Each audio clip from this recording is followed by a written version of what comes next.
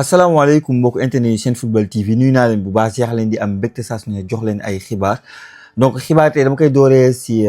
tout d'abord suñu capitaine Kalidou Koulibaly postam bi xamante ne def na ko Instagram par rapport ak démb la sortie de la fédération sénégalaise de football mu nekk lu xamante ne daf ko méttitlu moom bu soñoon du am bu soñoon kenn du génn wax moo tax mu ne sommes-nous réellement obligés de nous ridiculiser ainsi sur la scène mondiale mooy li mu doon wax démb am na wax ju xamante ne amul benn njëriñ di wax ay gynécologue loolu da ngay ñàkkal fayda sa bopp si àddina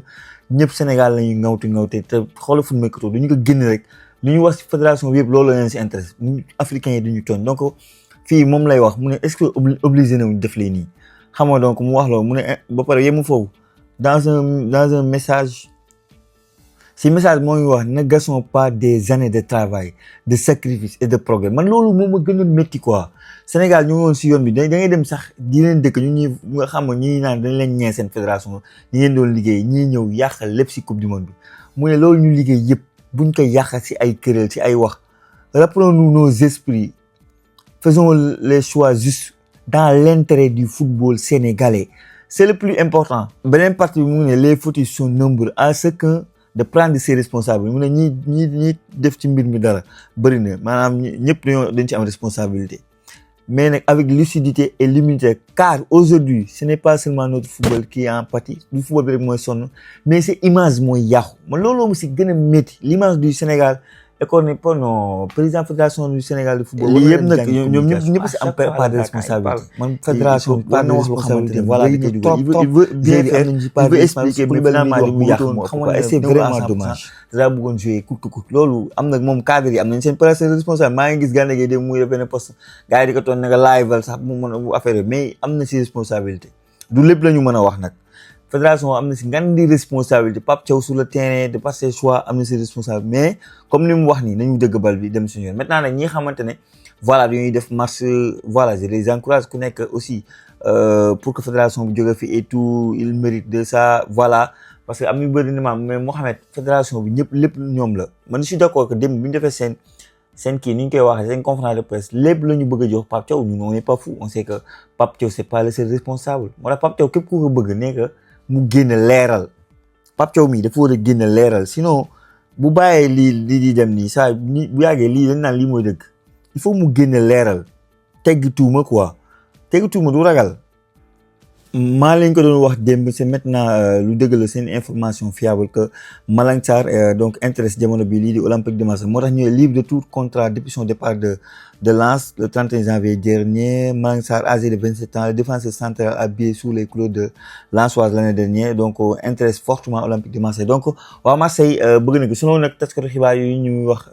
foot mercato du Marseille rek moo si nekk parce que boo xoolee dañ la le Real Sociedad serait en pole position pour les services de l'ancien joueur de Chelsea et de l'AS Monaco. D'autres clubs européens suivent également avec sa situation. Malang Sarr de son côté l'Olympique de Marseille c'est pour le moment montré de prendre la température pour maanaam jël waxtaan ak moom mais Real Sociedad aussi muy intéressant en tout cas Malang Sarr non ba tey du mag il a que 27 ans la formation faussée ne serait pas encore clairement positionnée et n'aura formulé pour l'instant dafa guñu benn offre moo tax club espagnol bi moo si gën a nekk carrément défenseur central expérimenté Malang Sarr ne devrait donc pas rencontrer trop de difficultés pour trouver un autre club du sonn quoi loolu lañ bëgg wax beaucoup de clubs ñu ngi koy bàyyi xel. Son futur club n'aura aucune indemnité de transfert à verser ce qui pourrait également permettre aux joueurs de négocier une belle prime de signature maanaam dina am salaire bu baax a baax. Formé à Nice où il a effectué ses débuts professionnels en 2016 déjà le débuté c'est moom muy débuté xale bu ndaw la woon Malang Sarr. Il a ensuite connu plusieurs expériences à l'étranger et notamment porté les couleurs de Chelsea, Porto donc voilà en recrutant Malang Sarr Marseille pourrait réaliser une excellente opération donc bu ñu amee Malang Sarr doo ko fay dara gratuitement nga koy am di nga am joueur bu confirmé joueur bu wone talent l'année dernière donc du côté de Ligue 1 France mën na nekk lu assez intéressant gars yi wax leen ma noo leen ko gisee ci commentaire yi gars yi dem je pense que gis ngeen docteur bi mu génnee docteur bi di xam nga docteur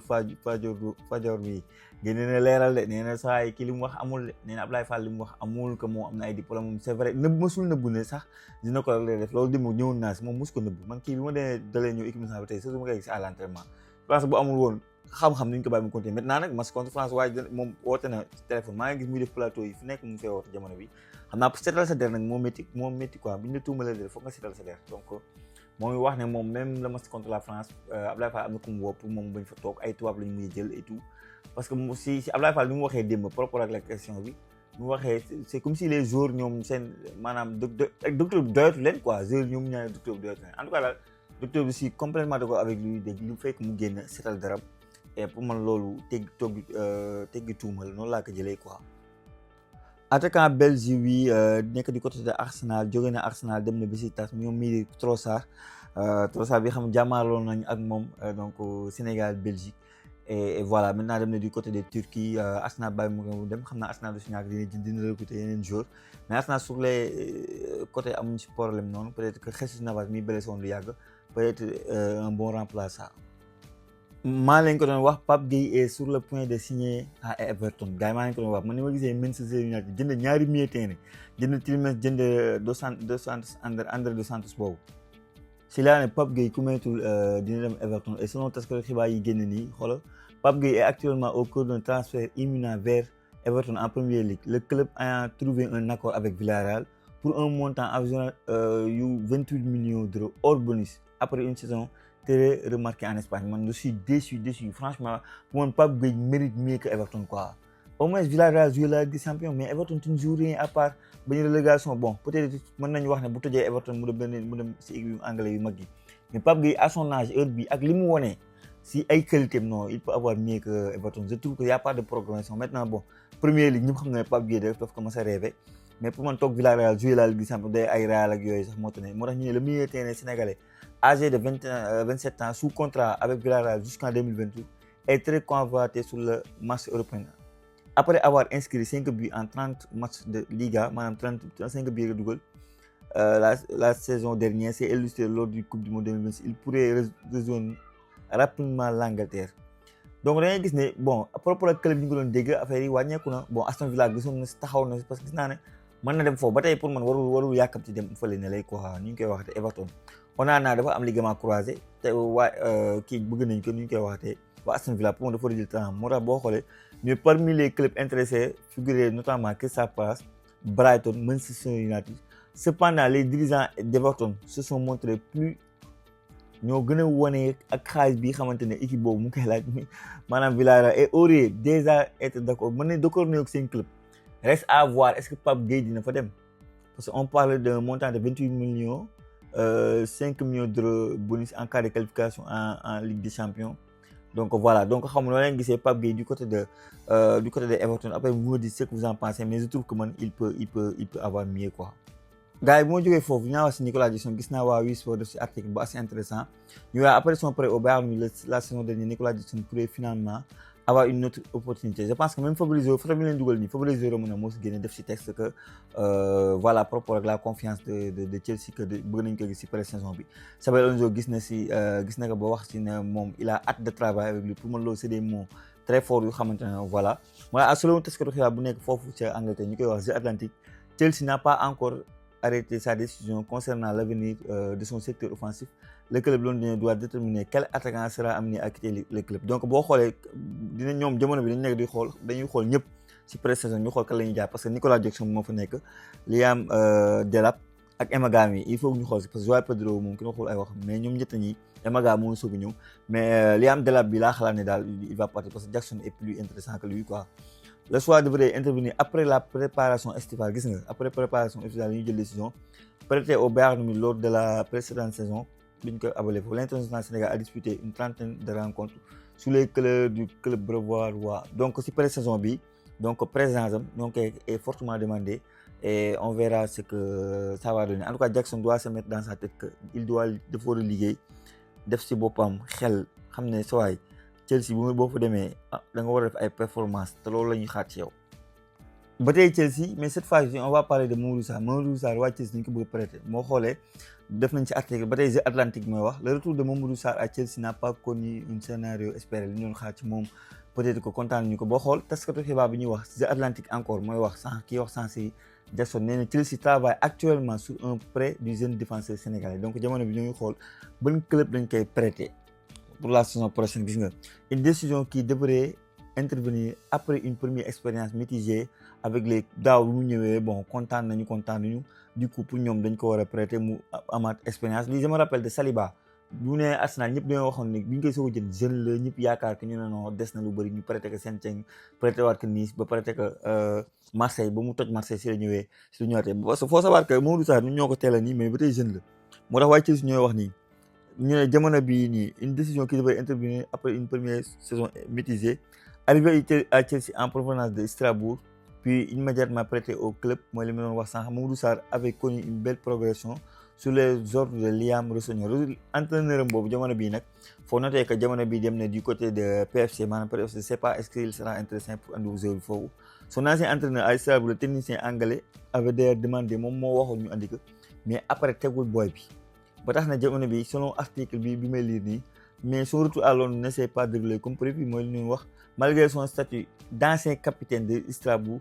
ak le fait que mu nekk champion d'Afrique le défenseur de 20 ans gars yi loolu la ñuy fàtte 20 ans la am amul ay opportunités yu bëri ba tax na selon taskatu xibaar bi jamono bi ñoo ngi xool ka lañ ko bëgg a kii lañ ko bëgg a prêter à noter que Como de bi kii nekk ñu ngi koy waxatee Assane Diao moom laa leen tegal photo bi nii Como de Assane Diao s'est intéressé fortement à notre jeune défenseur yéen selon vous lan la Mamadou Sarr war a def dellu championnat France dem Italie Como nag à noter que day jouer la Ligue des Champions wala dafa war a xeex place à Chelsea avec Xabi Alonso vous me dites ci commentaire noonu lañ ko gisee. ba tey Chelsea dangay gis ne Garnacho jamono bi waa Chelsea ak seeni dirigeants donc bëgguñu ko téye ba tax na on parle de Roma moom nag pare na pour dem Roma moom la taskatu xibaar bi di wax ne l'international argentin moom bëgg pare na pour dem Roma parce que il n'a plus la confiance de l'entraîneur faut dire que saison bi woon daaw moom c'est pas la saison bi xam ne supporters yu Chelsea ñu ngi ko doon xaar en termes de football pour un ailier qui a des qualités donc ba tax na jamono bi donc Roma nag bon Roma y a di Dybala ay mbokkam argentin c'est le championnat italien c'est pas aussi intense que la Première Ligue est-ce que tu trouves des solutions mais mën nga si relancer sa carrière on se rappelle tous de Mohamed Salah dafa teel woon seen signé Chelsea mais c'est Fiorentina Roma moo ko relancé ba ngeen xam Mohamed Salah bi ngeen ko xam peut-être que Garnacho bu demee du côté de AS Rome loolu mën na relancer sa carrière et tout. Bois di la révélation côté marocaine def ngeen di match contre Brésil jamono bi nag Manchester City moo ko bëgg booy bi moom ñun ñëpp xamoon nañ ne équipe yu mag ñoo koy laaj déggoon nañ fi Real déggoon nañ fi Manchester United cette fois-ci c'est Manchester City en tout cas c'est un milieu très technique qui a benn vision de jeu à son âge ba tey lii la ko moom donc vision de jeu bi mu am rek jar na ko quoi en tout cas il est technique c'est un très bon joueur de football et je pense que il peut apporter à beaucoup de clubs maintenant c'est avec l'expérience que ngeen di gis beneen aspect de son football.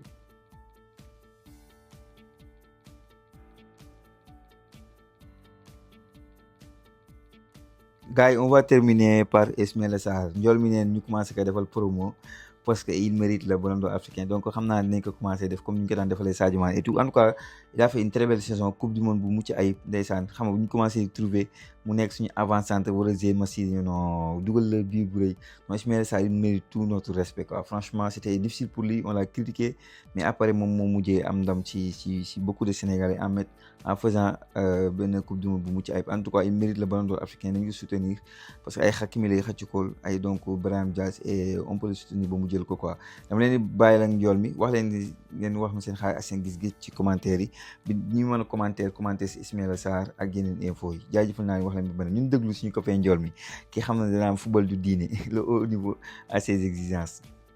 ayjo sama gars yi maa leen di ziar gars yi instant yi dama bëgg ñëpp tàntal Ismaïla Sarr ñu commencé wax ISO Ballon d'Or ñu lancé ko mu commencé di jolli di jëm ca kaw parce que nii à l'instant où t'es égal 0 kenn gënu ko mérite Ballon d'Or xam naa nag sama wax ji dina jaaxal ñu bari parce que man avant coupe d'Afrique avant coupe du monde bi ku ma wax ISO Ballon d'Or man la certes il a fait une saison de coupe de Ballon d'Or mais il a raté la CAN pour mu mën a positionner moom man ma gëm ni war na mën a jël Ballon d'Or il faut mu racheter wu ci coupe du monde bi te yaakaar naa il s'est racheté de la plus belle des manières après coupe du monde bi nag bi mu ñëwee yaakaar naa Hakimi rek moo ko mënoon a xañ ca Hakimi góob def na coupe du monde yu flamboyant yi bu gën bu Ismaïla Sarr bi très franchement ca toog na kon gëm naa ne instant bi ni kenn gënatu ko mérité Ballon d'Or vu saison bi mu def Crystal Palace ak coupe du monde bi nga xam def na ko avec l'équipe nationale du Sénégal non personne ne mérite mieux le Ballon d'Or que Ismaïla Sarr man nag dinaa takku ngemb bokk ci nekk number 1 ci ñu koy tàntal di wax ni gars yi na jël ISO Ballon d'Or li may wax nag peut-être mën na bett ñu bari parce que man du ma dox ci émotion avant CAN bi avant mondial man maa njëkkoon a wax ni Iso dafa raté kaanam def na saison Ballon d'Or d'accord mais instant boobu bu ñu doon joxe Ballon d'Or bi Sadio Mané moo ko gënoon a mérité parce que man ci performance laay basé wu man aw ma dox ci émotion quoi dégg naa ci lu nekk nag même après Sénégal France sax critiqué naa ko mais ñi nga xam ne moom émotion football diine lañ ko jàppe duñ ma mën a comprendre dama bokk ñoom angle de vision léegi nag comme def na lu jar ma xam ne kii mérité na Ballon d'Or man maay nekk premier soldat bi nga xam maa koy tàntal pour mu jël Ballon d'Or voilà parce que là il le mérite te coupe du monde bi mu def très franchement il a confirmé sa belle saison donc Iso Ballon d'Or